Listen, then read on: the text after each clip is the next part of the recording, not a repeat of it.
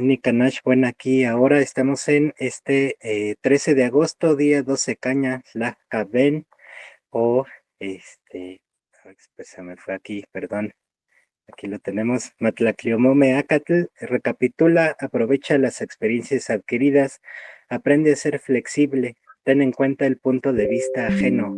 Y bueno, pues estamos en un programa especial, aquí con Frank Díaz. ¿Cómo estás, Frank? Bien, Jonathan, ¿y tú? ¿Qué tal? Muy bien, gracias. Pues aquí recordando este día importante, ¿no? Son 504 años ya de la caída de Tenochtitlan y bueno, sobre esto justamente tratará este programa especial, esta transmisión especial. Recuerden que si tienen algún comentario, lo pueden hacer a través de el chat, que estamos aquí en el canal de Iglesia Tolteca. Después lo subiremos también a Nación Tolteca ya la grabación para que la puedan ver. Pero bueno, pues también justamente se cumple un aniversario, digamos, en en estos tipo de cuentas, se cumple un Teoshigwit justamente de la publicación de un libro que, bueno, para mí es muy importante. Son ya 4 años, recordemos que un Teoshigwit son 4 años, 4 años de la publicación de un libro que, bueno, nos ha ayudado mucho en este camino. Gracias a la lectura de este libro, nos dejaron fotografiar un libro maya, al escuchar el paso de Topilzin por la zona maya, conmovió a la persona que lo cuida y nos dejó eh, sacarle fotos. Entonces ha sido, digamos, eso como ejemplo, ¿no? De la importancia de la publicación de este libro y bueno, de la importancia de la investigación, ¿no? Estoy buscando aquí en estas fotos, para poder enseñarles, y aquí llegué, ahora sí. ¿Qué es este libro? Del último avatar de Quetzalcóatl, que forma parte de tu investigación del Evangelio de la serpiente emplumada, Frank. Ya se cumple un Teoshigwit, son 4 años justo de esta publicación. Entonces, al leer esa parte en la zona maya del paso de Topilzin, pues, fue grato, ¿no? Para esta persona que nos dejó sacarle fotos a ese documento, el ver que hay registro maya en la zona náhuatl y bueno, pues, lo plasmaste aquí en esta obra, en esta investigación. No sé si nos pudieras platicar un poquito, y bueno, pues también que fue para cambiarle el sentido negativo, ¿no? De la fecha, al menos ya se ha conseguido algo positivo, a partir de esa fecha con digamos, eh, con la conmemoración y el dar a luz esta información de tu investigación.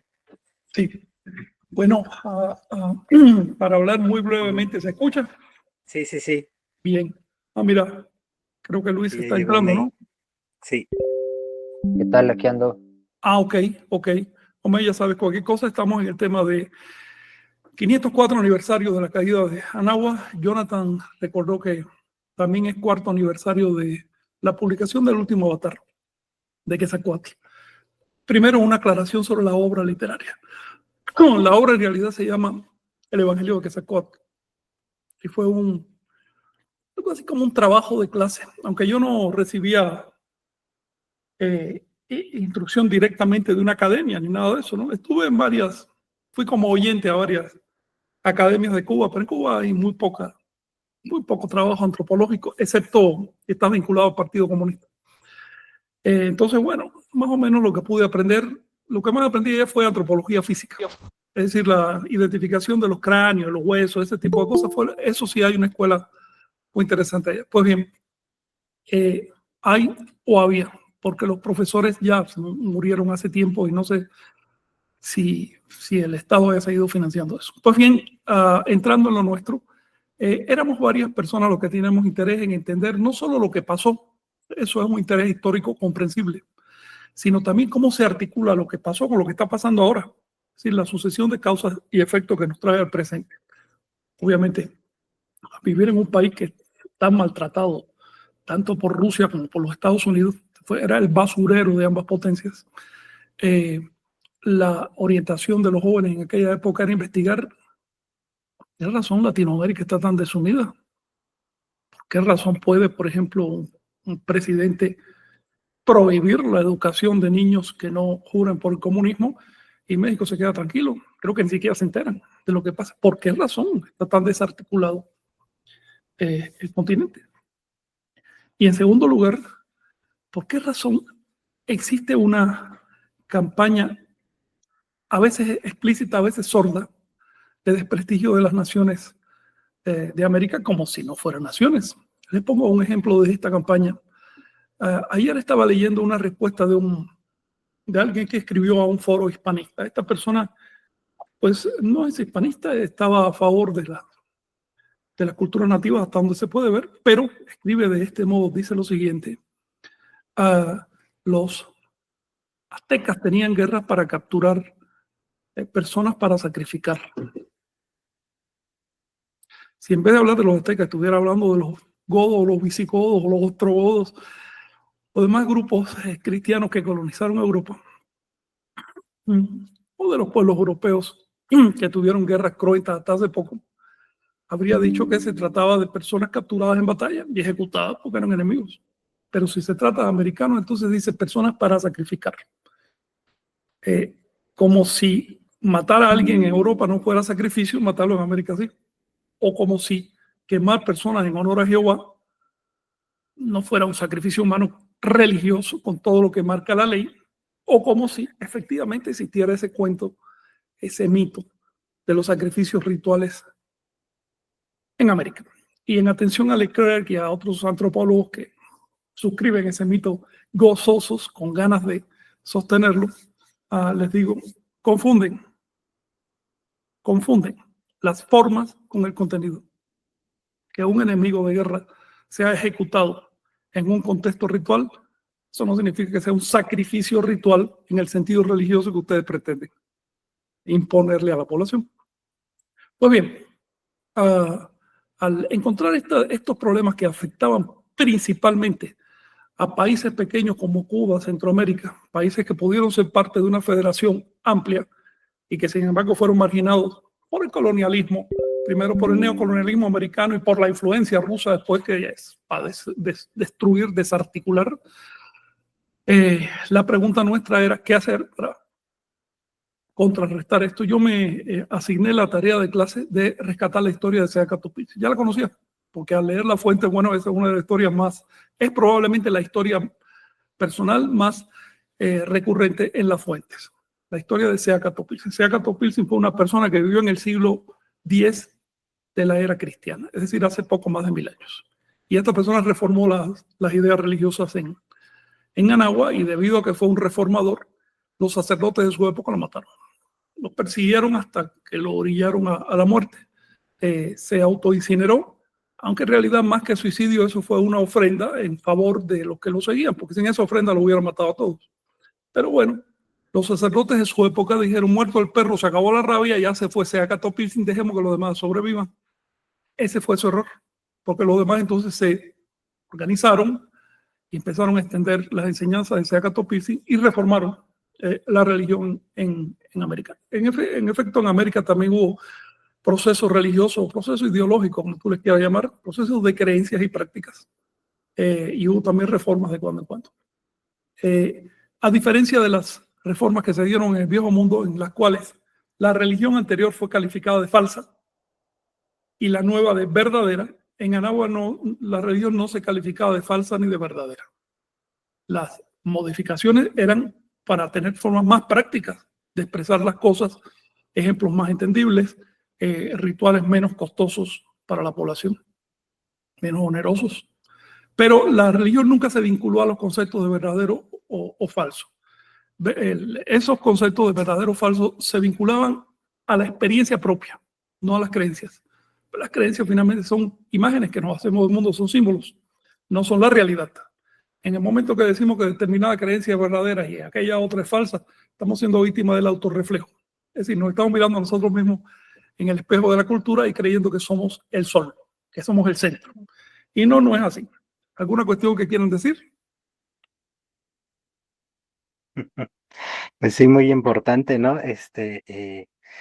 Cuando te pones a estudiar una cultura ajena, pues lo primero que puedes hacer, que sirve bien es eh, procurar no juzgar con tus propios ojos, con todo lo que tú conoces, ¿no? Es muy difícil de hacerlo también, pero eh, más vale ponerse en los zapatos de esa otra persona o de esa otra cultura, para poder captar mejor el dato, lo más, digamos, puro posible, o al menos lo que más se pueda acercar, ¿no? A ese aspecto. Si no, pues, vas a encontrar, lo que quieres ver, y te empiezas ahí a crear esta hipótesis de acuerdo a tus experiencias, cuando, pues, la otra cultura, pues, tiene las propias, ¿no?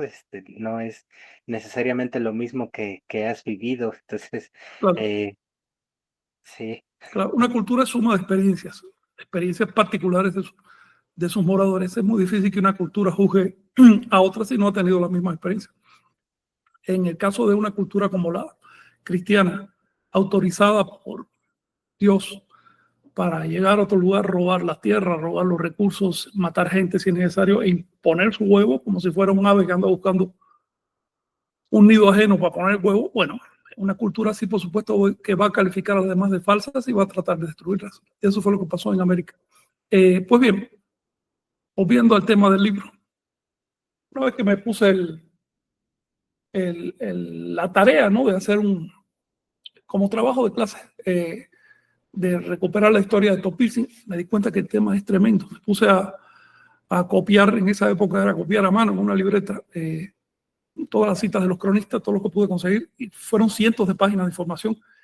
Y me pregunté cómo es posible que esto no se conozca. Lo único que se sabía de Topilsin en esa en esa época de la vida de Topilsin era un libro escrito por León Portilla, presidente de México, que decía que Topilsin fue un cristiano extranjero que además se dio un golpe en la cabeza o algo así y resultó amnésico, no recordaba su origen, pero de todas maneras era europeo, y como era europeo acá lo adoraron como Dios y él fue el que generó las creencias toltecas, ese grado de...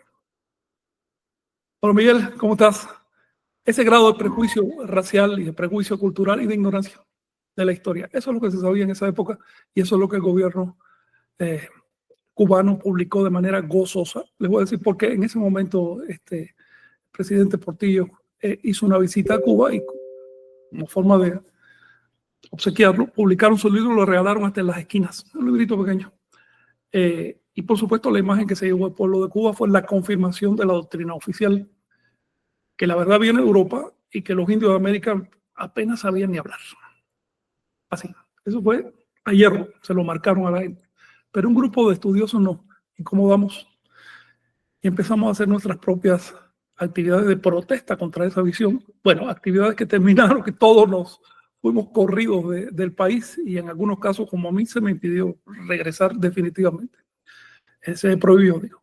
El caso es que el primer texto se llamó Evangelio de Quetzalcóatl y lo terminé en 1987.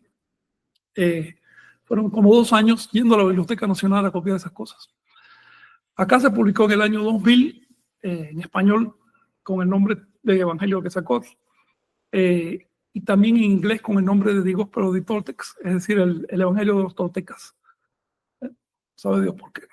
Yo ni me metí en eso, porque la verdad es que mi trabajo es investigar y publicar la primera línea, ¿no? Y ya después lo que pase.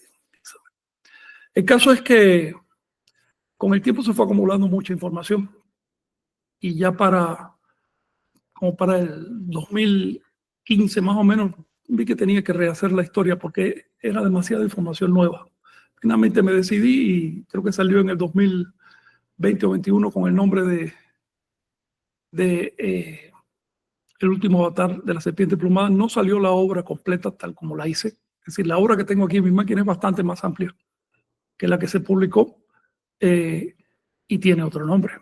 Pero bueno, ya esas son cosas del editor. Pude haberlo impedido, pero algo me dijo, no, deja que esto circule a ver qué pasa. Ya platiqué con el editor de ese libro y llegamos al acuerdo de volverlo a imprimir, pero completo, con todo lo que tiene. Sucede que el libro tiene al final una larga porción que describe la caída de Tula. Fue muy similar a la caída de Anáhuac, pero en pequeño, ¿no?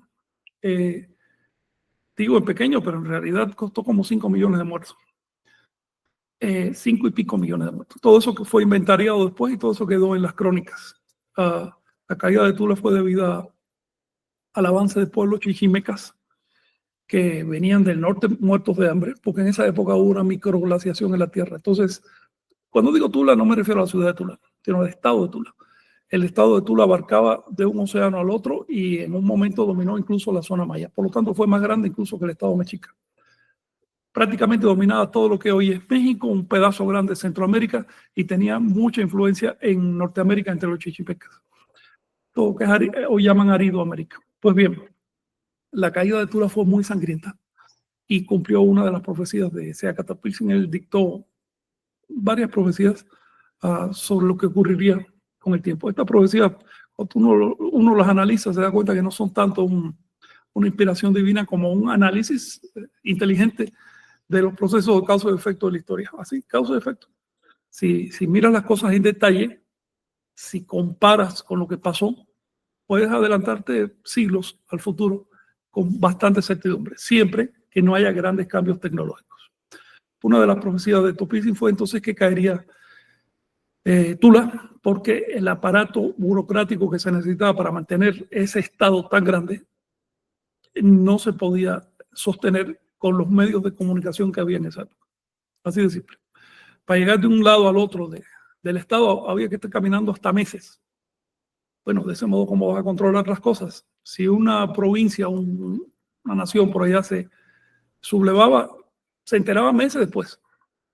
¿Ves? Cuando ya todo estaba consolidado y demás, era inevitable que cayera.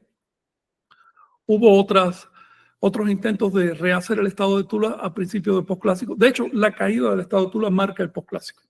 Terminó de caer hacia fines del siglo XI después de Cristo y eso marca el inicio del posclásico. Posclásico, como dice la palabra, es un periodo en que ya se pasó la etapa de esplendor, la etapa clásica. Ya eso se acabó. Y ahora viene simplemente la conservación en lo posible de lo que había, lo cual significa que iba degenerando la cultura. Si solo conservas, si entras en un proceso únicamente tradicional, la cultura va degenerando y terminas olvidándola. Por lo tanto, hay que crear. Varias naciones de Anáhuac se dieron cuenta de que había que seguir creando cultura, pero se había desgastado demasiado el tejido social anáhuac. Entonces, estamos hablando de que en el siglo XII, XIII, XIV, en la Edad Media Europea, digamos, aquí hubo estados que trataron de ampliarse y trataron de emular a Tula, no lo consiguieron. Solo consiguieron generar tensiones entre sí. Es decir, se pasó de un estado de unidad a un estado de guerras entre naciones. Eso hizo que lo que antes eran los torneos anuales que se celebraban llamados guerras floridas, se convirtiera de pronto en guerras auténticas, en guerras de naciones por su supervivencia. Un ejemplo de ella es la guerra entre mexicas y tlaxcaltecas, que era por la supervivencia de los tlaxcaltecas. Así de simple. Claro, los disfrazaban diciendo, no, esto es para que los muchachos se fogueen y agarren grados militares y para darle salida, ¿no?, a tanta tensión social que hay, pero en realidad se trataba de la agresión de los mexicas sobre los tlaxcaltecas. Les clavaron como 90 años de bloqueo y lo interesante es que no les bloqueaban la comida, les bloqueaban la sal, creo que esto ya se lo he dicho varias veces, para mantenerlos irritados, pero no para mantenerlos hambrientos. Así que no querían que se extinguieran, querían que estuvieran molestos, porque necesitaban ese grupo molesto para mantener arriba sus tropas, porque sus tropas a su vez tenían que extenderse por toda la Anáhuac. El problema de Anáhuac durante toda su historia fue su aislamiento. Una civilización aislada no necesita grandes ejércitos, no necesita sostener guerras. ¿Contra qué vas a mandar ejército? ¿Contra una tribu que vive en la frontera? Eso no tiene sentido. ¿Ves? Una civilización aislada tiene un círculo alrededor de culturas que son devotas de esa civilización porque viven de ella. Por lo tanto, no hay nadie con quien pelear. Pero por otro lado, ¿qué tú vas a hacer con el ardor de la juventud? ¿Qué vas a hacer con el pulso belicoso del mono humano? Si fuéramos ovejas, eso no sería un problema, pues somos monos. Y monos de tipo agresivo. Monos que ya se reúnen 5 en la selva y ya están matando una gacela o matando otro mono. Así es la historia nuestra historia evolutiva. Entonces los estados descubrieron que esto de las guerras floridas, pues, más o menos canalizaba la atención. Pero no era suficiente. Una civilización aislada cae en el estancamiento. El estudio de Anáhuac tiene la ventaja para la historiología de explicarnos esto que les estoy diciendo. Esto no se conoce en el viejo mundo. Esto no se ha estudiado. No se ha estudiado una civilización aislada porque en el viejo mundo no existe y porque la de América se ven, bueno, ni siquiera les dan el título de civilizaciones. Entonces, puedes imaginar si las estudian o no. Lo que estudian los historiadores de América son anécdotas, no la historia real. No siguen los movimientos de la historia. La historia es como una sinfonía. Tiene una causa. Si son sonidos al azar, tú dices, esto es una porquería, esta persona no sabe componer. Pero si es una sinfonía y tú la escuchas y dices, oye, qué buena está esta sinfonía, es porque el autor domina cada nota y sabe por qué la coloca, y cada intensidad y cada bajón de la intensidad, cada silencio. Eso es la historia. La posición de los historiadores, tanto del mundo capitalista como del comunista, hasta hoy, es que la historia empezó en Europa con las guerras de castas, con las guerras de clases. Eso lo estableció Carlos Marx en el párrafo 1 del Manifiesto Comunista. La historia no existe hasta que empieza la lucha de clases al modo europeo. Entonces, vamos a imaginar qué ganas tienen de entender a las civilizaciones de América si ni siquiera les interesa lo que pasó en China, lo que pasó en la India. Algo a tomar en cuenta es que, por ejemplo, los historiadores tranquilamente te dicen, la Edad Media fue hasta el siglo XIV, ahí empezó el Renacimiento, hasta el siglo XV, y empezó la Edad Media en tal año antes. Señores, eso solo funciona para Europa. En China no fue así. En América menos. Justo en el momento en que Europa caía en lo que llaman la Edad Oscura, porque hubo poca creación, justo en América se daban las culturas más espléndidas, de fines del clásico y del epiclásico. En otros lugares fue diferente. La historia no es la historia de Europa. La historia es la historia. Y eso todavía no se ha asimilado, no se ha aceptado, porque es difícil de entender. Es mucho más fácil reducir las cosas. El pensamiento reduccionista te transforma una complejidad en algo chiquitito al alcance del análisis de un intelecto mediocre. Y ese intelecto después se pone un título como doctor en ciencias históricas y todo lo demás. Sí, pero estás trabajando en un plato de sopa. Mira a tu alrededor a ver qué pasa. ¿Entiendes algo? Eso creo que tú lo comprendes bien, Miguel Ángel, por tus estudios de filosofía. Tú te das cuenta que el reduccionismo, reducir la complejidad, bueno, es útil en matemáticas, pero en el trabajo social es una trampa. Llegas a conclusiones completamente erróneas. Si tienen algo que comentar, adelante. Así es, Frank. Sí, es importante no caer en ese reduccionismo y tomar en cuenta los sucesos históricos que pasaron acá para poder contar una historia universal a la altura de la humanidad. ¿Qué es América también, para...? Dime, sí. Y también es importante no mezclar los sistemas de creencias, ya que un sistema de creencias contiene conceptos como el del bien y el mal, pero otros sistemas de creencias bien hablan de lo correcto, lo incorrecto. No son equivalentes. No son equivalentes en sus formas, y eso puede afectar incluso sus contenidos, hasta lo más profundo. Así que sí hay que establecer los hechos de la manera más objetiva posible. Hay recursos, hay herramientas para eso, como por ejemplo aprender la lengua del otro. La lengua es un retrato de la cultura. No puedes hacer la historia de China sin aprender chino. Y más todavía para América, porque por lo menos la historia de China fue parte de la historia del viejo mundo. Pero la de América, ¿por dónde empiezas a estudiarla? La acumulación de anécdotas no es la historia. Porque a ti te impresionan las anécdotas que resuenan con tu bagaje cultural. Las que no resuenan ni siquiera las ves.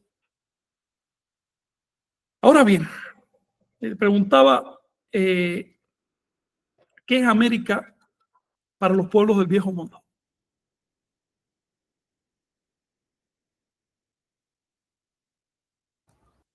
Alimento.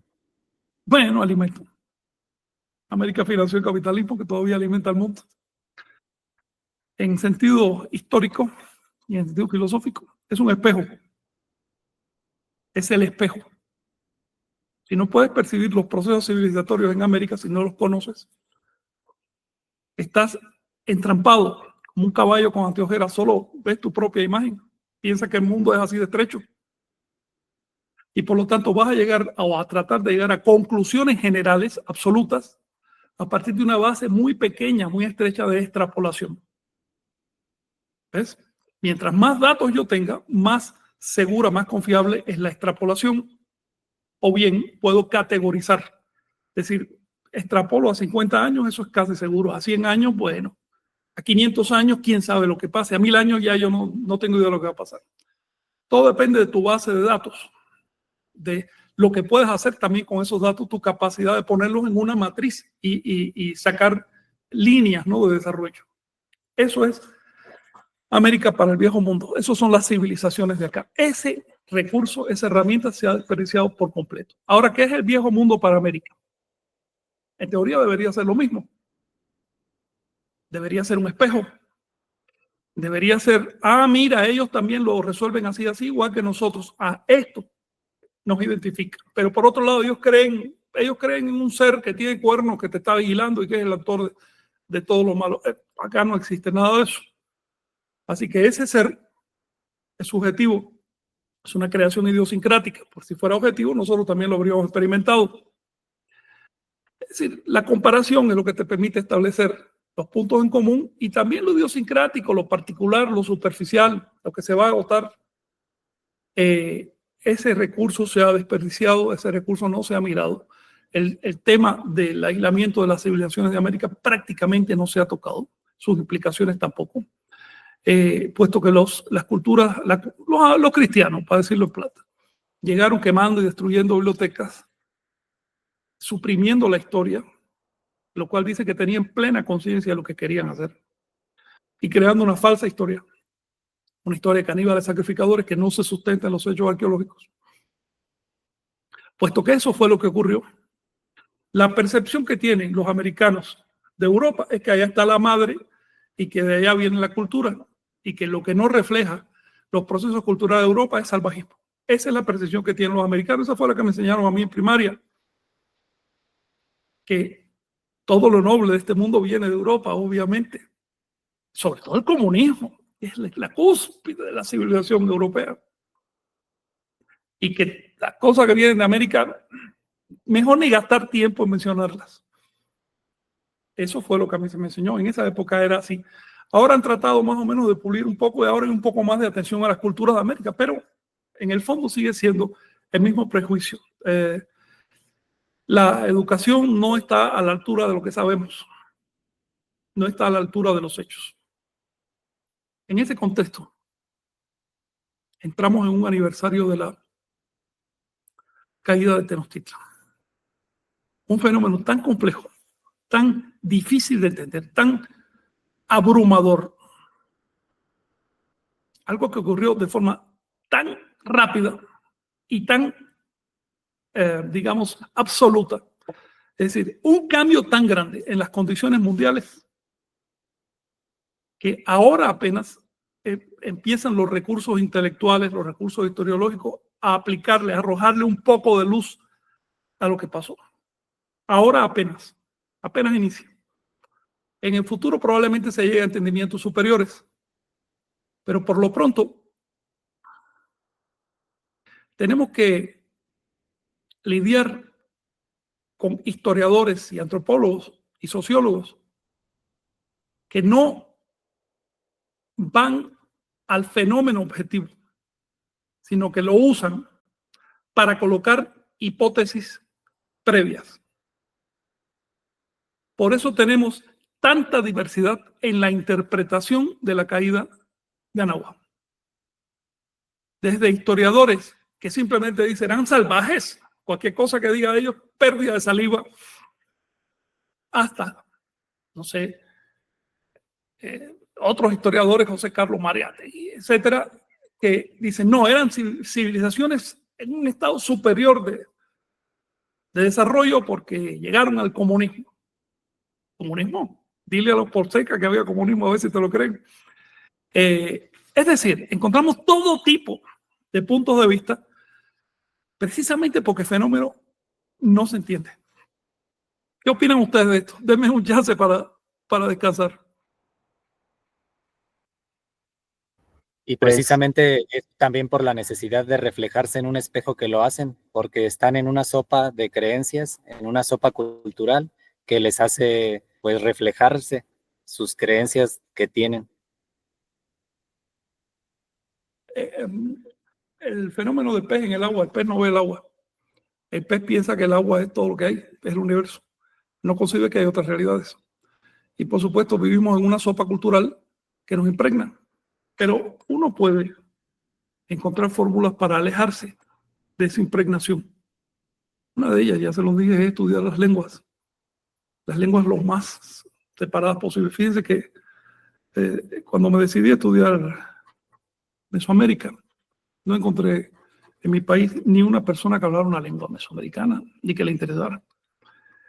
Y me dijo, bueno, ya que eso no existe, voy por lo menos a estudiar chino, la lengua más alejada que puedo encontrar del viejo mundo, porque eso me da una perspectiva. Y me vino muy bien. Otra sintaxis, otra forma de entender el mundo dentro de la cuenca del viejo mundo con ciertos valores que son comunes, pero aún así es suficientemente alejada como para de pronto estudiar náhuatl y entender lo que quiere decir la lengua, por lo menos hasta donde se puede, ¿no? Sin intentarlo. Quisiera... Así es. Sí, dime, platícanos. Actualmente para cualquier profesional ya no basta solo manejar una lengua, necesitamos otro punto de referencia para poder construir algo más objetivo que nuestra simple mirada si solamente dependemos de una lengua. Mira, las herramientas se van acumulando, ahí está la arqueología. El problema es que cuando tú vas con una hipótesis incorrecta o limitada, al principio tienes la tentación de ir clavando en esa hipótesis los documentos, los hechos, las cosas que se van descubriendo. Cada vez empieza a ser, cada vez la relación de los elementos se hace más tensa, más difícil de sostener. Empieza a ser agua, el bote. Pero si no tienes el valor para elaborar otra hipótesis de desechar la antigua, pues sigue sufriendo eso, sigue sufriendo la incomprensión del dato. Les pongo el caso con el tema de los sacrificios humanos. El único proceso que yo recuerdo en la historia que he estudiado en que sistemáticamente una civilización exterminó personas por motivos religiosos fue la quema de brujos en la Edad Media, y lo protagonizaron los cristianos, no los mesoamericanos. Es el único proceso que yo recuerde de ese tipo. Todos los demás procesos de sacrificio de personas que he estudiado han sido problemas de guerras o problemas de delincuencia, lo que tú quieras. Todavía hoy se sacrifican 200, 300 personas en Estados Unidos cada año por delincuencia. Si a esos delincuentes se les diera un tratamiento digno en sus últimos días y se les rodeara de una cierta ritualidad, que de hecho se hace en cierta medida, bueno, nosotros lo entenderíamos porque convivimos con esta cultura. Nos daríamos cuenta que no se trata de un sacrificio de deidades, sino de la dignificación del último día de vida de una persona. Pero si encontramos lo mismo en Anáhuac, ahí vienen los académicos, los doctores en historia a teorizar sobre sacrificios humanos. Una vez fui a una conferencia sobre supuestos sacrificios cometidos allá en el templo de Iztapalapa. Se estaba dando como prueba la aparición de unos huesos carbonizados de perro. Pero oye, pero me estás diciendo que es prueba de sacrificios humanos. Dice, no, pero es que bueno, ya aparecen los huesos de perro, así que algún día aparecerán los huesos humanos.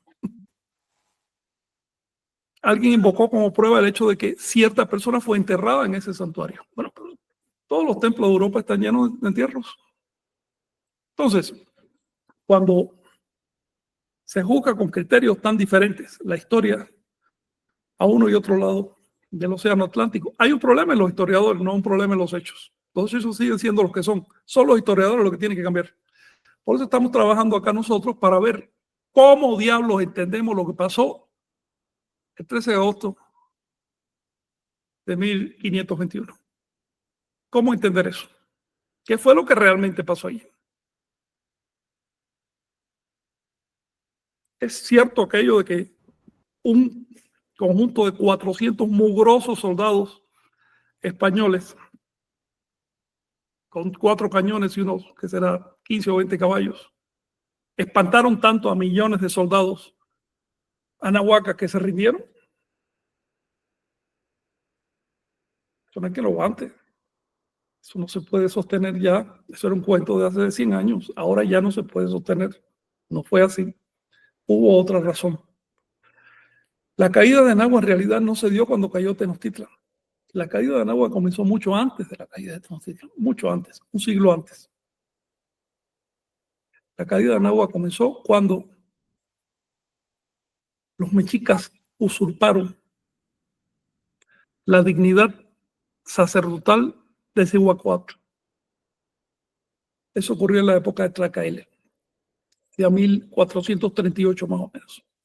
Hasta entonces, la ideología tolteca, la religiosidad anahuaca, se centraba en la ciudad de Cholula, que a su vez había heredado el sacerdocio de Teotihuacán. Y en la ciudad de Cholula había 2 sumos representantes de la toltequidad, mujer y hombre. En teoría, mujer y hombre. Aunque les quiero decir que ya desde el siglo XI después de Cristo, el cargo femenino generalmente era representado por un hombre que se vestía de mujer. Pero teóricamente una mujer llamada Cihuacóatl, que quiere decir serpiente hembra o mujer serpiente. Y un hombre llamado Quetzalcóatl, porque se suponía que era el representante del profeta de Quetzalcóatl. No es que fuera un profeta, era un representante. Estos dos personajes tenían otros títulos. El título de él era, uno de los títulos que tenía el hombre era el conductor del tonal, conductor del lado visible del mundo. Y uno de los títulos de ella era la conductora del nahual, o de lo invisible, o de la espalda, o de lo que no se ve. Así más o menos era su título. Lo cual nos dice que el hombre se encargaba de cuestiones administrativas y de dogma, mientras que la mujer se encargaba de trabajar con los nahuales, es decir, del lado esotérico. Por alguna razón lo habían determinado así. También por razones simbólicas. Es que el nahual pertenece al lado femenino del mundo en la visión anahuaca, mientras que tonal pertenece al lado masculino. Por eso es que los anahuacas ponían a los hombres a representar. Las mujeres no representaban. Y eso hoy lo interpretamos como machismo. No era así. Era una clasificación filosófica del mundo. Pero hoy que ya desapareció el nahual, pues no parece machismo. ¿Algo que decir? Así es. Bueno, 1438 fue un año 11 conejo. En el momento que lo consideren afortunado, traigo 2 presentaciones para puntualizar la caída del sacerdocio tolteca, la fecha, y para puntualizar la caída de Tenochtitlan. ¿Las tienes aquí? Sí.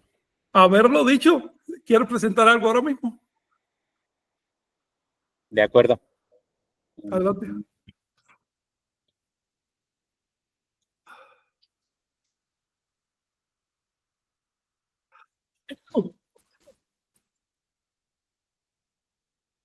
Listo, ahí se De ve. acuerdo.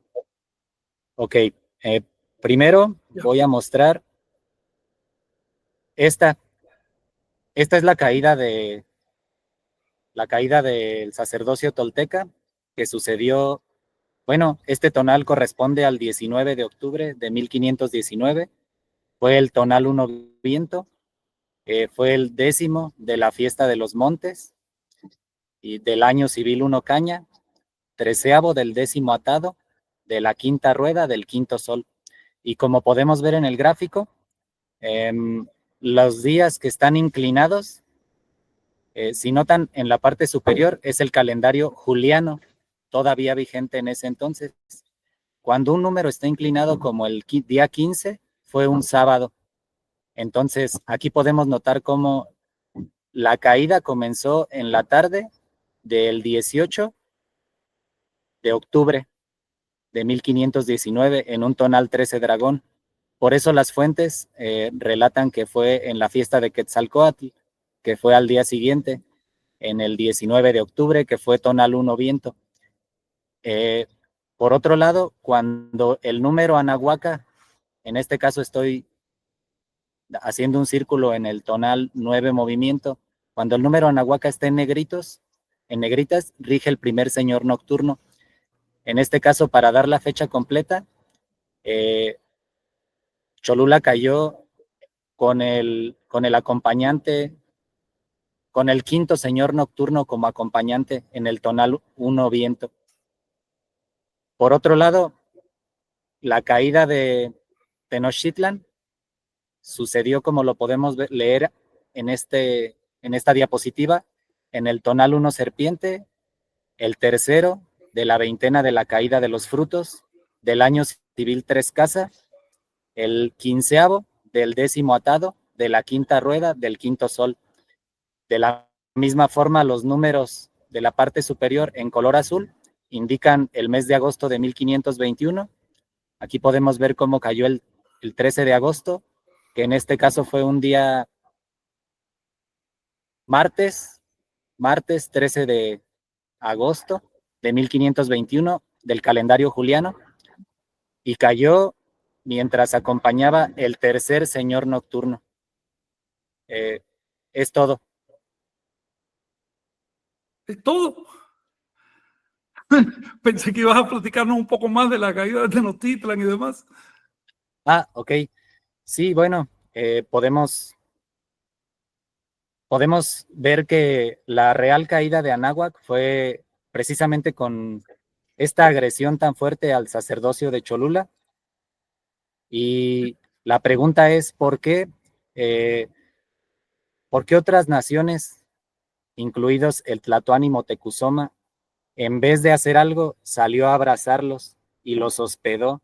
O sea, eso es algo que hay que reflexionar, y pues sobre todo en las fuentes, ¿cómo es posible que en vez de fomentar la unión, quisieran treparse sobre esa gran desgracia y después fomentaran la caída?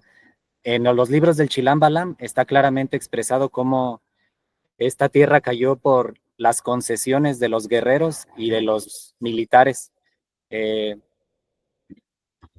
Los gobiernos, Adelante. los Sí, gobiernos, lo dice así con claridad, fue por causa de las alianzas que hicieron los gobiernos. Y cuando el Chilam Balam dice eso, tú notas que la amargura, ¿no? El hecho de que los gobiernos de Anáhuac ya no representaban a sus pueblos. ¿Cómo se llegó a esa condición? Pues para mí es muy claro, o sea, ahorita con las fechas, estamos en la trecena, de hecho, de Uno Viento, y es la trecena de Quetzalcóatl. Entonces, el hecho de que ese mismo día haya caído Cholula, pues dio un mensaje directo a la política hegemónica en ese entonces, aquí en la zona mexica, con el sentido de que pues es un cambio y hay que abrirle las puertas al cambio, y viene auspiciado con una fecha importante, y en esa fecha importante cae el señorío religioso, la referencia ideológica y la referencia de fe. También hay alguna cita, en algún momento tú la presentaste, Frank, creo que era de las casas, que hablaba de que, no sé si en Tenochtitlan, en Cholula supongo que pues era una ciudad santa, pero 1 de cada 5 personas se dedicaba al sacerdocio, tenía una referencia, un cultivo en términos del sacerdocio.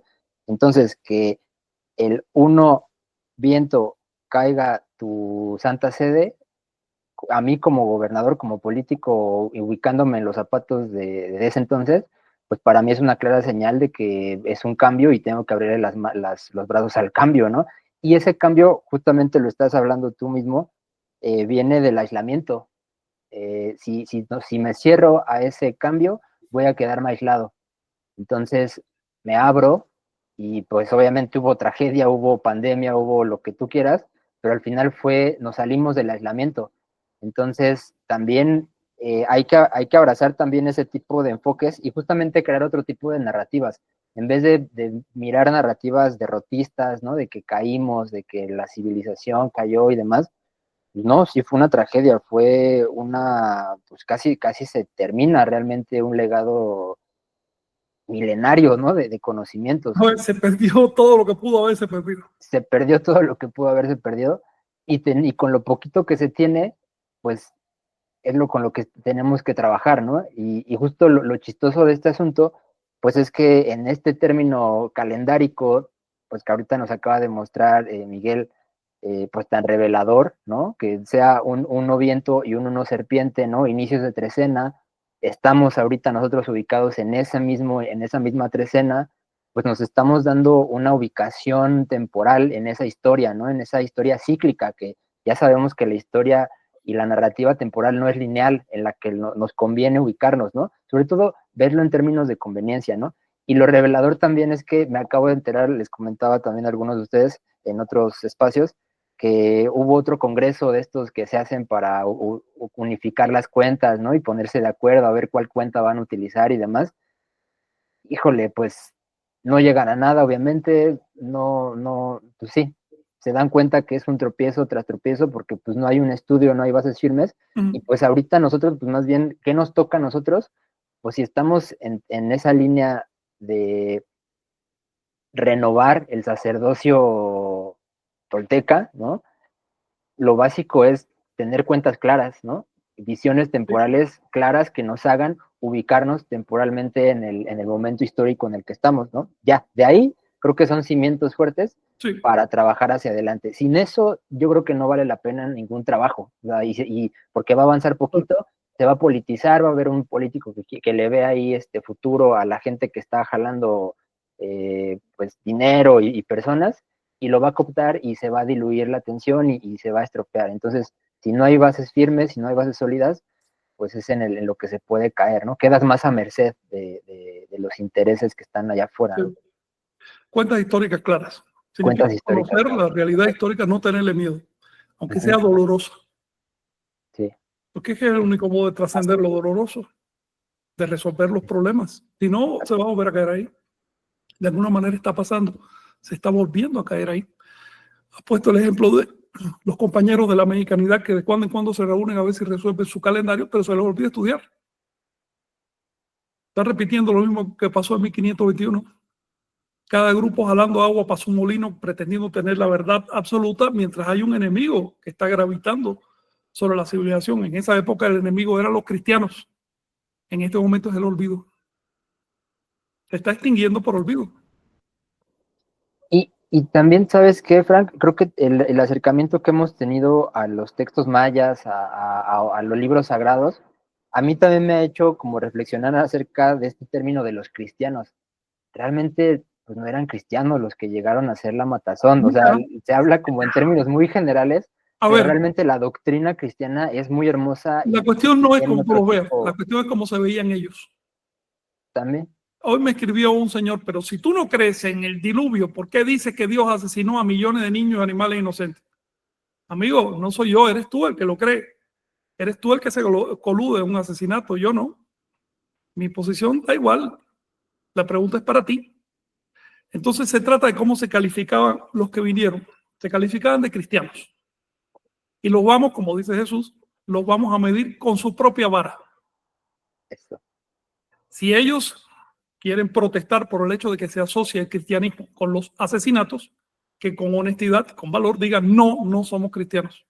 Pero que sean ellos, no nosotros. A nosotros no nos compete pasarle la mano a nadie. Sí, totalmente, pero yo lo menciono porque en muchos textos mayas, tú lo sabes, en algunos, más bien, no en muchos, se asumen como los cristianos, ¿no? Y mis hermanos cristianos, ¿no? Los textos mayas dicen claramente, son el anticristo sobre la tierra. Ajá, y en su discurso, el maya sometido se autoproclamaba el cristiano y sus hermanos cristianos, porque realmente ellos eran los que estaban sufriendo al anticristo, ¿no? Eso fue ya a mediados de la colonia. Al principio se declaraban itzáes, con que Canek. es como decir tolteca. ¿Ves? Pero también hay otra historia, hay un pliegue en esta historia que no estamos teniendo en cuenta, pues son historias paralelas las de Tonal y el Nahual. Los cristianos no afectaron la historia del Nahual, para nada. Es más, le dieron combustible. Cierto. Eso es un tema a tratar en otro momento. Ahora, algo de lo que menciona, bueno, yo lo mencioné y Nicasio lo abundó, es que ya cuando llegaron los ibéricos, había mala voluntad hacia Cholula. Eso empezó desde que Tlacaele se autonombró Cihuacóatl, para lo cual tuvo que adoptar atuendo femenino y demás, sin ser feminismo. Es decir, no caigamos en temas como machismo, feminismo, no va por ahí, es otra cultura. Entonces Tlacaele adoptó vestido de mujer, empezó a hablar como mujer, eso en náhuatl se nota mucho cuando habla una mujer o habla un hombre porque usan diferentes palabras. Y pues se autonombró Cihuacóatl, es decir, asumió la mitad esotérica, profunda de la religión tolteca y dejó en Cholula únicamente la parte administrativa. El tema que tenía que ver con administrar a tantos miles de sacerdotes. Efectivamente, dicen las fuentes que de cada 5 anahuacas adultos, uno era sacerdote. Imagínense lo que costaba todo eso. Claro, aquella sociedad se lo podía permitir porque no tenía guerras de desgaste en su frontera. Pero eso generaba una tensión interna entre el poder que iban acumulando los sacerdotes a través de los siglos. 5 de cada uno. Significa que una quinta parte por lo menos de la riqueza le estaba cayendo a sacerdocio. Más el quinto de impuestos que cobraba la iglesia en esa época. Un quinto. El gobierno cobraba un quinto local público, la iglesia le cobraba otro quinto. Y eso se hacía de buena onda, se hacía para mantener la fe, pero al mismo tiempo empezaba a generar tensiones entre el gobierno y la iglesia y los sacerdotes. De hecho, ya eso se nota desde la época de Topilzin y probablemente ocurrió antes, en Teotihuacán y antes, en los Olmecas debió también ocurrir. Una sociedad aislada no por eso es monolítica. Tiene todas las fisuras que tiene cualquier otra sociedad, solo que no tiene desgaste de frontera. Lo cual es muy positivo mientras pueda sobrevivir en un estado de aislamiento. Pero la mete en la indefensión completa cuando viene otra sociedad y la agrede. Porque no sabe cómo proceder, no sabe cómo actuar. Si hubieran tenido un poquito de maldad política los anahuacas, habrían dicho, un momento, más nos vale que todos estemos unidos acá adentro, integrados, aunque el gobierno tenga sus intereses y los sacerdotes tengan los suyos. Pero por encima de todo eso hay un concepto de unidad y hay un enemigo común. La carencia de un enemigo común hace que las sociedades se descompongan. Lo que une las sociedades es un enemigo común. No es la voluntad de unirse. No es cierto aquello de proletarios del mundo unidos. Mentira, cada proletario jala para su casa. Lo que hace que se unan es la existencia de un enemigo común y en la medida que puedas definir ese enemigo y hacer que la gente lo entienda, se van a unificar. Los anahuacas no tuvieron esa posibilidad en el inicio de la invasión porque no tenían experiencia, nunca había ocurrido en su historia. Durante su historia hubo 1000 momentos de tensión y de resquebrajamiento, pero eso jamás significó la desarticulación de aquella civilización. En cambio, uno de esos momentos coincidió con los españoles y adiós. Se perdió todo lo que se pudo perder y un poco más. Aunque Sí. afortunadamente, como lo menciona Carlos Castañeda, solo pudieron destruir lo que miraron y también como lo menciona el Chilam Balam, no todo se perdió ni todos los escritos fueron destruidos. Claro. Y también afortunadamente el sacerdocio tolteca de Cholula no era la única sede de la toltequidad en ese entonces. De hecho, el sacerdocio tolteca de Cholula no representaba a los nahuales. Punto. Nosotros estamos aquí por un proceso nahuálico, no por un proceso tonálico. No nos interesa la política de Nahuatl, el Anáhuac histórico. En el futuro haremos nuestra propia política. No nos interesa tampoco defender privilegios sacerdotales de ninguna clase, por muy anahuaca que sea, y mucho menos privilegios de familias gobernantes como las que había en Tlaxcala y en Tenochtitlan. Eso no nos interesa. Estamos aquí por otra razón. Pero tenemos el deber frente a nosotros mismos, frente a la historia, frente a la sociedad, de entender lo que pasó, porque eso puede repetirse en cualquier momento. Sí, Luis, adelante. Sí, me resonó ahorita lo que dijiste de tener un enemigo en común, porque también es básico para cualquier propaganda, ¿no? Cuando alguien, ahorita que estuvo de moda el tema de Palestina, por ejemplo, ¿no? La cuestión era, no, de la gentrificación, perdón, pero que después lo de Palestina se unió y se hizo una mezcolanza medio rara, pero la gentrificación era, el enemigo es el extranjero que está viniendo aquí a rentar cosas, ¿no? O sea, y si no estás a favor de esto, estás en contra, ¿no? Entonces no tienes una conciencia de clase porque eso es una lucha de clases, ¿no? Esa es la narrativa que se está metiendo actualmente por ahí. Pero Sí. entonces ahorita me resonó lo que mencionaste y lo mencionaste también en términos del tonal y el nahual. ¿Cuál es el enemigo a vencer en términos de la toltequidad, de la religiosidad tolteca? En lo que yo veo, pues en el nahualismo se plantea el autosacrificio y el acecho hacia tus mismas debilidades, ¿no? Primero Entonces, enemigo es miedo. el primer, sí, y Miedo. sobre Después todo, la ignorancia. exacto, Atrévete a estudiar, atrévete a conocer. Después la claridad. Es decir, no te quedes prendido de tu propio reflejo. No va por ahí. Después el poder. Si no te tragues que esos efectos que empiezas a provocar te convierten en un ser eterno. Eres tan mortal como siempre y tan efímero como siempre. En cuestión de un tiempito, de unos segundos en el tiempo cósmico, nadie recordará tu existencia. Es más, hoy se discute si quedará el dato o no quedará a ese nivel. sí, exacto. Sí, y pues sí, en ese rumbo estamos, ¿no? No nos vamos a quedar con la idea de que, los españoles son el enemigo o el cristianismo es el enemigo. No, en lo absoluto. Creo que no va por ahí Mira, en lo que es la búsqueda del ser tolteca, tenemos muy claro de qué se trata. Nuestra lucha es contra los fantasmas que nos han inculcado. ¿Ok? Pero por otro lado, mientras estemos en un medio social, si nos vamos al monte y dependemos de nuestro propio trabajo, ok, pero nosotros finalmente somos parásitos sociales como toda la población. Estamos parasitando un sistema que no hemos construido. Lo mejor que podemos hacer es devolver parte de eso que estamos quitando. A quienes se incomoden que me lo digan en una lengua propia, no en una lengua parasitada del resto de la sociedad. Entonces, mínimo, cobrar conciencia de ese parasitismo, de esa depredación que estamos ejerciendo, que estamos provocando y tratar de compensar un poco.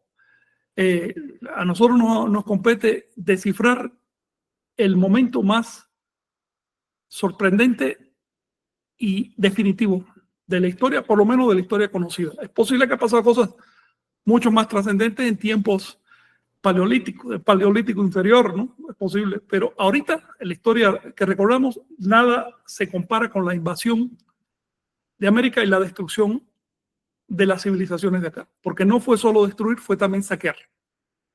Y el resultado de ese saqueo se acumuló en España en menos de 20 años, en forma de oro y de plata y de mano de obra. En 50 años ya habían transportado un país entero de africanos a América. ¿Se puede imaginar esa cantidad de energía concentrada de pronto en manos de un Estado que hasta hace poco estaba desintegrado, que se integró únicamente para poder administrar esa energía? Un Estado que una vez que perdió la tetera, es decir, el chupón, una vez que perdió la fuente de energía, se estaba volviendo a desintegrar porque por sí mismo no es capaz de sobrevivir. Así que de pronto España se vio en posesión de una cantidad de riqueza que nunca se había acumulado en la tierra en tiempos recordados. ¿Qué hizo con esa riqueza? Compró cosas. En lugar de hacer lo que se había hecho antes, que era tener planes de ahorro como los romanos, los persas, los chinos, en vez de tener planes de ahorro para dosificar. No, era tanto que no había que ahorrar nada, no había que dosificar. Y empezó a comprarle ¿a quién? a Inglaterra. Ajá. Y en 50 años pasaron de un sistema de producción feudal al capitalismo. Así que, con perdón, Marx, pero el capitalismo no fue evolución natural de los procesos productivos de Europa. Fue producto de un robo. Fue producto de un robo. Sin ese robo no habría ocurrido. El capitalismo no está en la línea evolutiva natural de la humanidad. Y por supuesto tampoco el socialismo, que es el producto de refinamiento del capitalismo, según lo plantea la doctrina marxista. En otras palabras, hemos entrado en un bucle histórico innatural debido a la gigantesca transferencia de energía de un continente a otro en tan breve tiempo. Si hubiera sido en milenios, pero fue en muy poco tiempo. Y nosotros estamos viviendo hoy el resultado de eso. Uno de los resultados de esa transferencia de energía es Internet. De no haber ocurrido esa transferencia de energía, hoy todavía estaríamos en un estado civilizatorio en toda la Tierra equivalente al que había hace 1000 años. ¿Ves? Equivalente al que había hace 1000 años, no habrían surgido las máquinas. Con esto, entonces, lo que quiero decir es que no estoy tratando de negar lo que ocurrió, ni criticando lo que ocurrió, ni diciendo que fue para mal. No. Por supuesto que fue lastimoso, fue un crimen, se perdió mucha cultura, pero también se generó un producto tremendo. Es el producto que nos permite comunicarnos hoy o que nos permite hablar una lengua común, el español, en toda América Latina. Ojo, latina, no hispánica. Bien, en América Latina se hablan 400 lenguas. Entonces, la cuestión y la pregunta que queda en el aire y que es retórica porque ya no tiene solución es: ¿se pudo hacer de un modo más amable, de un modo más cristiano, con menos costo? ¿Se pudo hacer, se me ocurre, del modo como lo hicieron los ingleses en la India? Invadieron la India, pero no mataron a la gente ni destruyeron la cultura. La India sigue siendo un poder cultural en el mundo. Poder con una influencia tremenda. ¿Qué habría pasado si en lugar de llegar como fieras, los cristianos hubieran llegado a América en son de paz, en son de amistad, en son de intercambio?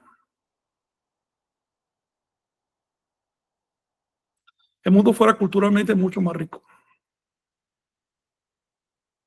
Exterminaron 2 de las 4 civilizaciones madres que vivían en esa época. Y las exterminaron en 50 años. Ese fue el legado del cristianismo, por eso se les recordará. En el futuro es una pena, porque pudo haber sido una religión decente, pero escogió convertirse en depredador social. Ahora lo que nos toca a nosotros es tratar de conservar lo positivo de lo que se conserva, es decir, perpetuarlo, ponerlo de tal manera que en el futuro lo puedan entender, rescatar porciones de la información que se han perdido y que son útiles, que son necesarias. Por ejemplo, todos los rescates relativos al calendario, matemáticas y demás, esas cosas son útiles para el futuro. No lo hicieron los grupos de la tradición, nos toca a nosotros, porque se requiere intelecto para hacerlo. Y sobre todo, sintonizar, ponernos en concordancia con esa corriente subterránea de conocimiento que se llama nahualismo, y que no solo no sufrió con la invasión cristiana, sino que se robusteció y que hoy está más viva que nunca. Miguel. Gracias. Afortunadamente estamos en el tonal 12 caña y el signo de caña está asociado al concepto filosófico de la retribución.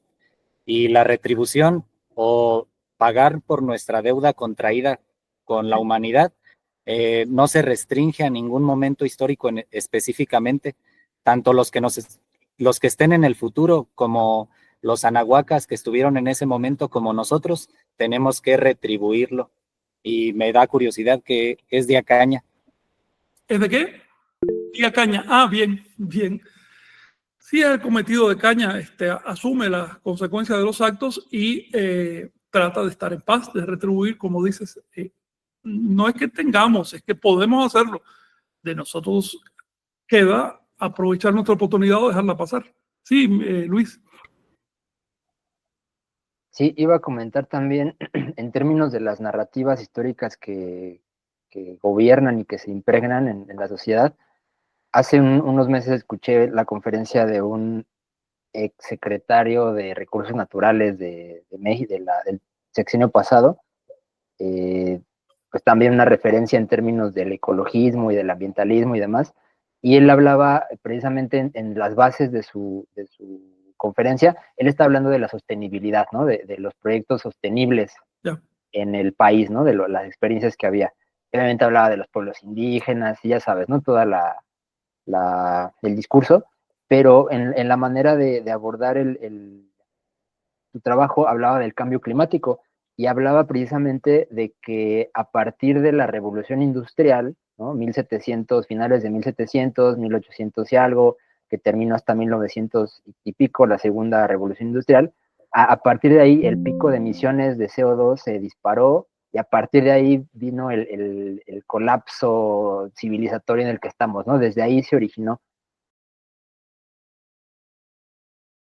De la basura, lo que hace ya décadas que desecharon de su propio país a Latinoamérica es irrespeto. Y que Latinoamérica lo consuma es el espíritu latinoamericano que siempre baja la cabeza frente a lo que viene afuera.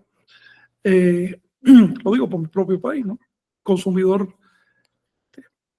consuetudinario de cualquier mierda que venga de Europa o de China. Pero bien, dejemos ese tema por ahora porque ya está un poco áspero. Me está diciendo, Mónica me está avisando por acá que dice, se cortó la transmisión en YouTube. Sí, ya regresó. ¿Ya regresó? Bien. Sí, sí. Omey, el tema es sumamente complejo. Los análisis que se están haciendo son simplificaciones. El pensamiento ecologista, por ejemplo, es un ejemplo de una simplificación extrema de procesos que ni siquiera entendemos todavía. Dista mucho para entender esos procesos. Lo que podemos entender ya bastante bien fue lo que pasó en los siglos XVI, XVII y XVIII. ¿Y por qué pasó? En el siglo XIX, cuando escribieron Smith y Marx, siglo XVIII y XIX, Smith, Marx, Engels, el entendimiento era mínimo, el conocimiento era mínimo. Se hacía una enciclopedia de la historia universal de 20 tomos, 19 eran de Europa y uno, si acaso, se repartía en culturas. Eso era en el siglo XIX, pero ya las cosas han cambiado.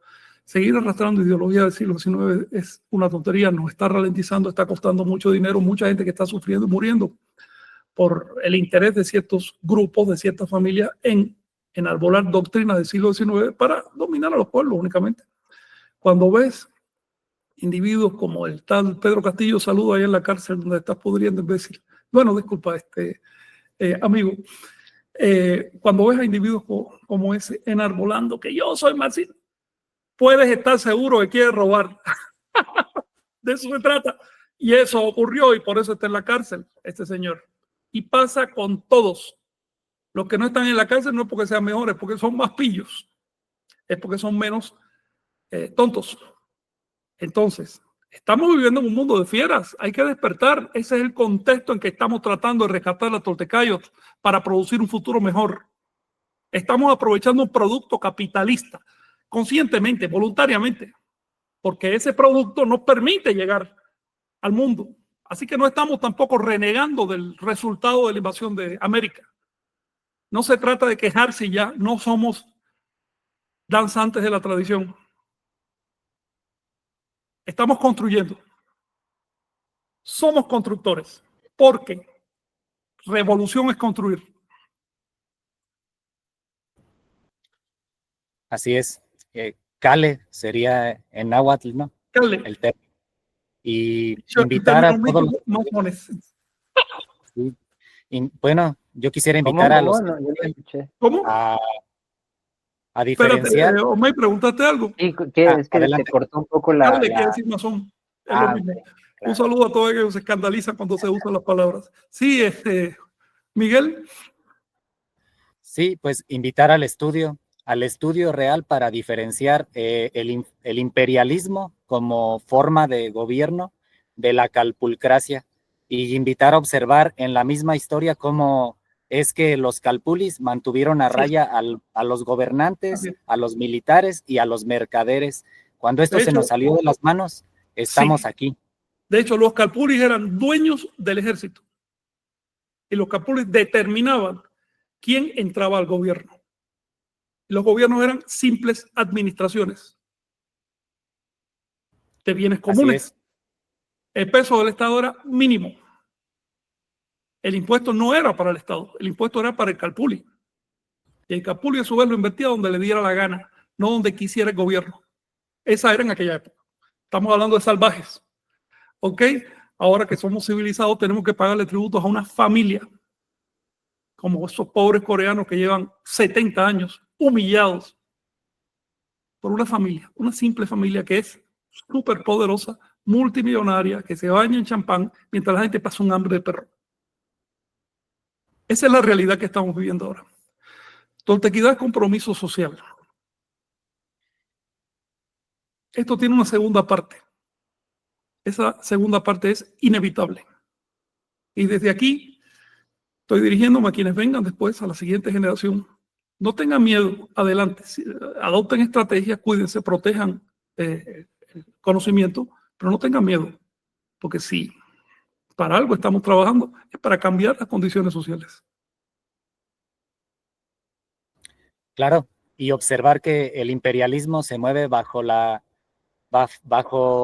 bueno, su proceder es impositivo, se impone, Imperialismo, pero la calpulcracia es el merecimiento.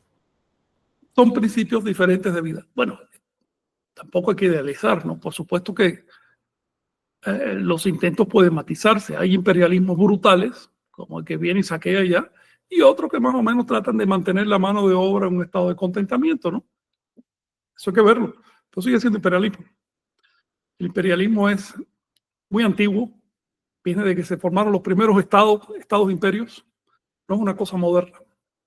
Y algún día tendremos que platicar de eso porque se ha interpretado muy mal. El colonialismo español fue imperialismo, un imperio, incluso se llamaban imperio, para que no quede ninguna duda. Y si te vas para atrás, sigue habiendo imperios hasta el principio del mundo. El imperialismo no es un producto del capitalismo, en absoluto. Empezó con lo que Marx llama esclavismo, que es un sistema que supuestamente existió hace 4.000 años. Ahora bien, la calpulcracia, por otro lado, no es la panacea. El gobierno de los calpulis no es la panacea. Si lo fuera, los cristianos nunca hubieran podido desarticular las civilizaciones de América porque se basaban en la calpulcracia. Pero no los cristianos. Los mexicas comenzaron a regalarle como recompensa a sus generales pueblos enteros con toda su gente, con calpul y todo. Si el calpul valía menos que... Sí, ya brevemente, justo para redondear un poco lo que estás diciendo, hay una página que es de donde luego, bueno, a partir del aniversario, ¿no? Del 2021, ¿no? De los 500 años, se llama Noticonquista y ahí tienen como datos muy puntuales del número sobre todo en términos de números, ¿no? Que habla, por ejemplo, de que en el asedio de Tenochtitlan, Pedro de Alvarado quedó al frente de una hueste de 10 soldados, de espadas y rodela, en donde estaba Bernal Díaz del Castillo, 18 escopeteros, 30 de a caballo y 8,000 soldados tlaxcaltecas que debían atacar Tacuba. Por otro lado, Cristóbal de Olid estaba, su frente, su segundo cuerpo estaba compuesto por 165 soldados de espada y rodela, 20 escopeteros y ballesteros, 30 de a caballo y otros 8,000 tlaxcaltecas que debían asentarse en Coyoacán. Y por último, Gonzalo de Sandoval quedó a cargo de 24 soldados de a caballo, 14 escopeteros y ballesteros y más de 8,000 indios de guerra de Chalco y Huejotzingo, que ellos debían entrar por Iztapalapa. Entonces ahí más o menos para darnos una idea de lo que acabamos de decir, ¿no? De pues estos abusos de poder, ¿no? En términos políticos llevaron a que se sublevara la población y que la conquista realmente se llevara a cabo en manos de los mismos nativos que estaban aquí, los que pusieron la sangre, en los ejércitos nativos, los que pusieron la sangre realmente fueron los mismos nativos de acá. Sí, la cosa fue así, los ejércitos vivían del Estado. El Estado lo dirigía el gobierno, era el que daba las órdenes. Esos soldados, digamos, Tlaxcala tenía un ejército grande, como 90,000 personas. Los mexicas tenían 120,000 personas. Los soldados iban donde los mandaban. De hecho, después que los tlaxcaltecas invadieron Tenochtitlan y las ciudades alrededor. Los mexicas, los soldados mexicas inmediatamente se afiliaron al gobierno español. Los tlaxcaltecas se retiraron a su pueblo, pero a su ciudad, ¿no? Los mexicas asumieron entonces por los tlaxcaltecas y fueron bajo las órdenes de la corona a conquistar todas partes. Todavía no se habían cristianizado. Es decir, primero fue el proceso militar y político. Vamos a esto. Había un divorcio en la sociedad anahuaca y tenemos que impedir que eso vuelva a ocurrir. Las clases dirigentes se sintieron dioses y la población se desinteresó de lo que estaba pasando. Esa es la otra. Si no, lo hubieran tirado a todos. Exacto. Y aún quedan como, popularmente tú platicas con la gente y no sé, a mí me ha tocado, a lo mejor a ustedes también, que dicen que los cangrejos, ¿no? De que los cangrejos mexicanos, en vez de agarrarse, se quitan. Están El en una complejo pileta, cangrejo el complejo del cangrejo. latinoamericano. Es muy latinoamericano. Entonces, es algo que hay que trabajar, ¿no? Detectar qué elementos y desde dónde vienen, ¿no? Entender las raíces nos va a ayudar a detectar el problema principal y pues más bien solidarizarnos en vez de tener ese complejo, pues apoyarnos y más bien tener un poco más de solidaridad y sobre todo con las ideologías que de aquí han emanado, ¿no? Porque todo lo nativo a veces lo despreciamos y lo que viene de otros lados lo abrazamos, ¿no? Entonces hay que ver realmente qué de valor hay en los dos puntos, ¿no? Ni todo lo nativo es excelente, ni todo lo extranjero es excelente ni negativo, entonces hay que tener conciencia, ¿no? Sentido común. Sentido común. Sentido común es lo que está escaseando en esta tierra. Y criterio. Sí, evaluar las cosas y juzgarlas por sus efectos, no juzgarlas por lo que dice que son. Una cosa es la propaganda y otra cosa lo que ves después adentro de la caja. Exacto. Juzgar las cosas por sus efectos reales, para bien y para mal. Y por supuesto no se trata de rechazar lo que venga de afuera ni nada de eso. Si se tratara de eso no estaríamos usando internet porque queremos ser congruentes. Sí, Miguel Ángel.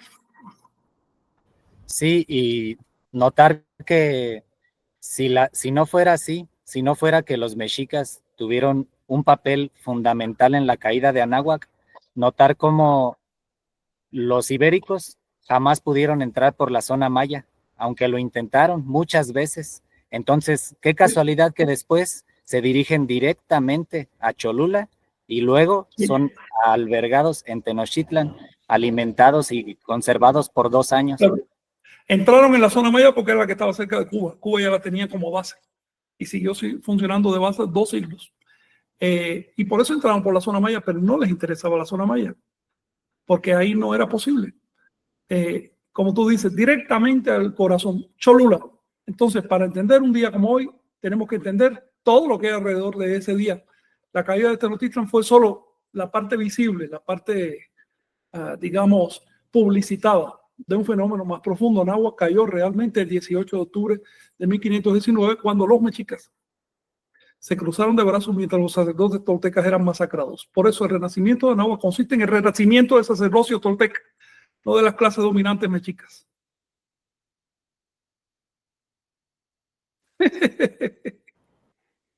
Así es. Tremendo. Y aunque no les guste a los herederos, y que... ¿Qué le vamos a hacer? Los sacerdotes no tienen hijos, no tienen herederos. Exacto. Es decir, que nada de castas ni de de un linaje. Exacto. Es tal cual. Sí, lo que los más iguales, lo que cada quien se merezca, no lo que Es el principio, ya lo dijo Miguel Ángel hace un momento. Oye, con esto ya vamos terminando. John, si tienes algo que comentar. A saludar a todos los que han estado acá con nosotros y leer sus comentarios. Aranjuez Ortiz Gris, manda saludos, también Paco Cuautitlán, Tirablim, Saliem Naida, nos vimos allá en Aguaralucis cuando fue esta, Vladimir, es más fácil, perdón. Nos vimos allá hace 4 años en la inauguración en Ágora Lucis cuando fue la presentación de tu libro. Nos comenta 504 años del inicio de una resistencia que nunca terminó. Lo que cayó fue una ciudad, sí, pero lo que nació fue una mezcla brutal y compleja que dio origen al país que hoy llamamos México. Ese aniversario no es para celebrar ni romantizar, es para recordar que el genocidio, la imposición religiosa y el saqueo no fueron mitos ni leyendas, sino realidades. Más que un recuerdo, es una advertencia. La colonización no terminó en 1521, se reinventa en formas modernas y por eso hablar de Tenochtitlan hoy es también hablar de justicia, memoria y dignidad. Es lo que nos Así es, comenta. y un aspecto fundamental que no debemos dejar pasar. La invasión y conquista afectó al lado de afuera de Anáhuac, pero Anáhuac tiene un lado de adentro, es atemporal y que sigue vivo y que además se nutre de las dificultades. Ese es el problema con los nahuales, que son capaces de digerir hasta las dificultades. Y ese lado está más vivo que nunca. De hecho, nunca antes en la historia humana había habido tanta difusión de técnicas nahuálicas que cualquiera de nosotros puede verificar esta misma noche si le da la gana. Eso significa que el proyecto que tenemos entre manos seguirá adelante, no fallará. No hay manera de que lo haga. Mientras haya una persona que tenga interés por cultivar su conciencia, va a haber una nahuaca, va a haber un tolteca. Exacto, esa parte quedó viva y pues la seguimos viendo. También hay en González, también anda por acá. Lucas Rodríguez manda saludos a los enahuacas y toltecas del mundo. También con bienestar anda por acá. Reyes Estrada, Arnoldo Cedillo, Jesús Ubu. Un gusto verlos en vivo. Él nos comenta que bueno, los ingleses cortaban manos a costureras y metieron en la India una sequía que costó millones, no lo hicieron a balazos, pero fueron igual de mortales, hasta más que otros colonialistas, pero Oye, ahí quiero hacer un matiz. Los ingleses fueron sí, sí, mortales en Norteamérica, pero en ajá, Norteamérica había una, ¿qué quieres? Una 20ª parte de la población que en Mesoamérica. Por lo tanto, no se puede decir que los ingleses fueron mortales en Norteamérica porque casi extinguieron a los nativos, mientras que los españoles fueron tolerantes. No, no, no. Número de muertos, hubo más muertos en Mesoamérica que en Norteamérica. Cantidad de gente asesinada. Esa fue la realidad. Por otro lado, los ingleses entraron en la India en un momento en que hubo un problema climático global y digamos que lo acentuaron, pero no destruyeron la civilización hindú. Entonces aquí estamos hablando de civilizaciones madres, señores. Tirar una civilización madre es un crimen monstruoso. Eso no hay manera de borrarlo. Porque una civilización madre cuesta la sangre de muchos millones de personas durante miles de años. Pasar por encima de todo eso y tirarlo, eso es un crimen monstruoso. Y qué pena, pero le tocó a la civilización ibérica, más bien a la cultura ibérica, hacerlo. Son hechos históricos. Vas a la India, ahí siguen sus templos. Vas a China, donde también estuvieron los ingleses tratando de depredar, ahí siguen sus templos, sus historias, ahí sigue su tradición. Es decir, aquello que hace que el ser humano sea un ser humano y no un simio en la selva. En cambio, vas a Anáhuac e incluso el rescate de lo más elemental da tremendo trabajo y va en contra del resto de la sociedad. Esos son hechos. No se puede negar, minimizarlos es lastimoso.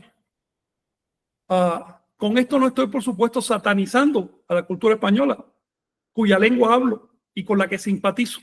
Estoy diciendo que esa cultura también fue víctima de un puñado de extremistas y de vándalos que no solo destruyeron Mesoamérica, también destruyeron los cátaros, también destruyeron a los celtas, sus sacerdotes, los druidas, destruyeron todo lo que podían destruir para imponer un proyecto colonial que fue una miseria. Afortunadamente, lo único bueno que tuvo ese proyecto es que solo duró 3 siglos, en lo que es nada en un plan histórico. Por lo tanto, en el futuro solo se va a mencionar como una mancha, como una mota en la historia, pero sí hicieron bastante daño. Entonces, aquí estamos, señores, con ánimo de paz.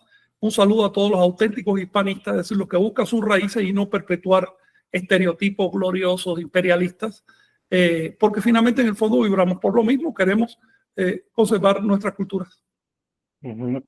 sí, también ya nada más igual es lo que comentaba Jesús, lo único bueno de ellos es que no tocaban la cultura, que ellos invadían, los robaban los objetos para los museos. Esto con respecto a los Sí, otro nivel ingleses, ya para terminar su comentario. Mónica Núñez, no nos enseñan a usar el raciocinio, usamos los pensamientos para justificar creencias y emociones para no percibir el dato objetivo. Por eso caemos en idolatría de Ujú. inferencias a raíz de la invasión y para justificar todas las atrocidades, el robo, etcétera, se estableció la costumbre de justificar todo ello echando la culpa a los derrotados. Esto es un grave error de pensamiento. Y sentido Es un- común, saber usarla, el intelecto y tener sentido común. Además, tener el valor para ser honestos en los propios pensamientos. Les pongo un ejemplo de algo porque yo en la mañana revisé, hoy saqué tiempo para revisar una serie de conversaciones que sostengo con grupos hispanistas y cristianos. Pues estos cristianos dicen que ellos están justificados para haber matado a tanta gente a través de la historia, porque los ateos también lo han hecho. Eso es torturar el pensamiento, hermano. Que los demás lo hagan no te justifica a ti. Lo único que estás haciendo es echando de tierra encima. En efecto, tú y los ateos se van por la misma cloaca. no, Simples fanáticos. sí, además, bueno, me hiciste recordar este punto que como robot siempre llegan, ¿no? Los hispanistas, pero pues, estás hablando español, ¿no? Entonces también tienes genes españoles. Entonces, pues por eso voy a callarme y a no decir que hubo una invasión, que robaron cosas, que mataron gente. O sea, Estoy hablando pues, la misma aunque lengua que tengan, hablaban los cátaros españoles, que hablaban los tantos quemados que hubo en España. Esa misma lengua estamos hablando. Ujú. Sí, sí, también ya para ir cerrando, Paco Cuautitlán, me avergüenza darme cuenta que desconozco mi verdadera historia, todo lo que nos enseña la neocolonia actual para darnos identidad es historia de Europa, su literatura, esa no es mi historia. También Saúl GC, así es, el nahualismo está más vivo que nunca. Nos escribe también construir, crear un mejor tonal, una mejor realidad, empezando por expandir nuestras capacidades tonales y nahuales, y de ahí crear una manera de vivir más armoniosa con la energía. Claro, sabiendo también que finalmente somos una plaga en la naturaleza, nunca habrá paz absoluta, pero por lo menos se puede minimizar la crueldad. Si es con si usas el ahorro energético que plantea la toltequidad, puedes depredar lo menos posible, pero pues, también vas a cooperar, ¿no? Hacerse responsable. Exacto. Humanos Libres 2.0, saludos desde la Tierra Roja. ¿Cómo contactar al maestro Miguel para conocer nuestro tonal de nacimiento con todos los detalles que él maneja? Esto con el intento de trabajar con él en el ensueño. Ahí lo tienen, Miguel, para que pues, uno pueda entender, ¿no? Sí, Sí, gracias. Sí, pues, si me permiten, podría dar mi teléfono. Mi teléfono es 44 37 21 93 46. Agradecer el espacio y agradecerte personalmente, Frank, por tan bueno. gran hazaña y felicitarte por el primer cuadrienio de esta obra. Recuerda que la obra es antiquísima y que bueno, le falta un pedazo. Si no la tienes completa, dime para mandarte el domi original. Y, y bueno, si ya no hay más comentarios, John, este, solamente agregar que es un día también de San Hipólito, un 13 de agosto. La iglesia de San Hipólito, pues ya saben, ahí está, y ahí se le rinde culto a San Judas Tadeo, en la iglesia de San Hipólito, tengo entendido. Y San Judas está casi en el mismo nivel de estrellato que la Virgen de Guadalupe. Ahí a nivel nacional, San Judas y la Virgen se disputan ahí Curioso el fenómeno. liderazgo pues, religioso. Sí. Y es interesante también porque en Tepito también se menciona que fue el último lugar en donde estuvieron resguardados en el asedio, ¿no? Fue el último lugar que resistió el asedio de Cortés, porque lo que plantean ahí las crónicas es que a pesar de que tenían todo en contra y que estaban ya súper sometidos, no aflojaban y seguían así muy, pues sí, a morir como guerreros, ¿no? Porque era la tradición Claro. también y ese era el enfoque, ¿no? De morir en la guerra era el top, ¿no? De dar la vida. Y bueno, y también no caigamos tampoco en las ideas de la misantropía, ¿no? Que es el odio, la repulsión al ser humano. Creo que también eso es muy de Occidente y es muy cosas que no funcionan.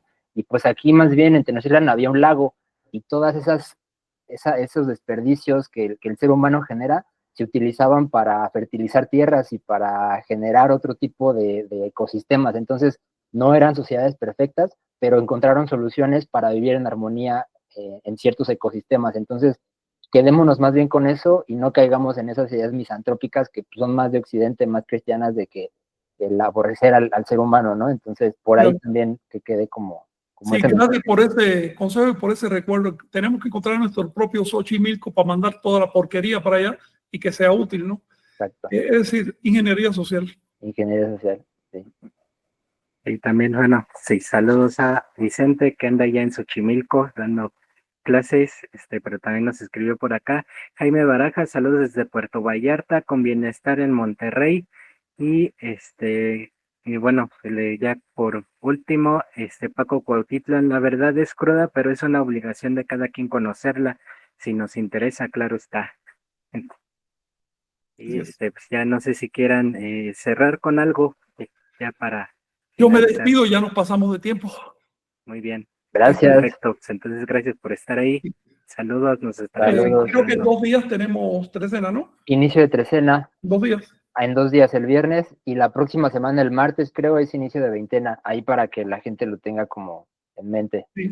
A ver qué trecena es. Águila. Águila, ok. Muy bien. Pues nos vemos. Nos vemos. Gracias, Chao. saludos. Gracias. Chao.